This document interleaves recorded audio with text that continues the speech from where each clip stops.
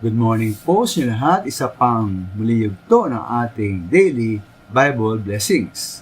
Pamagat po ng ating araling umaga ay haharap at mananagot. Haharap at mananagot. Ba't kaya may mga taong malakas ang loob gumawa ng kasamaan at krimen? Kahit po alam nilang ang gagawin nila ay masama, tulad ng panloloob ng bahay at pagnanakaw. Mali po nagdadahilan sila na tawag daw iyon ng pangailangan dahil sa hirap ng buhay, pagipitan at talagang nakawak sila sa patalim. Siguro, masamang tao naman ang kanilang pagnanakawan at dapat lamang nakawan. Ngayon naman ang masama po ay masama at ang kasalanan ay kasalanan. At lahat ng tao ay mananagot sa Diyos sa kanyang bawat ginawa. Ay nga po sa Mateo 16:27, sapagat dating ang anak ng tao nakasama kanyang mga anghel at taglayan dakilang kapangyarihan ng kanyang ama.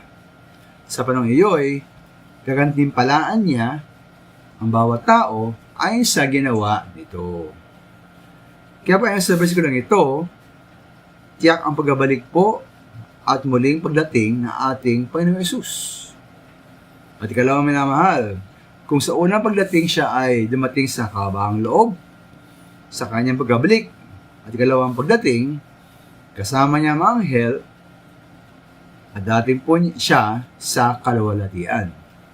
Ikatlong minamahal, siya po ay dating Panginoong Yesus, hindi na bilang lingkod at tagapagligtas, kundi bilang Panginoon at hukom. At bilang hukom ang minamahal, bibigyan niya sa bawat isa. Gantimpalaan ang bawat isa ayon sa ating mga ginawa.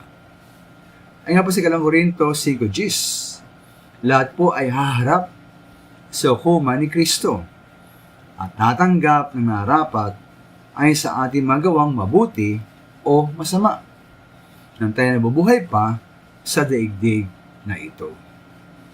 Naman tayo po ba'y handa nang humarap at managot sa ating Panginoon? Maminamahal, lahat po tayo harap at mananagot sa ating Diyos. Maraming salamat po.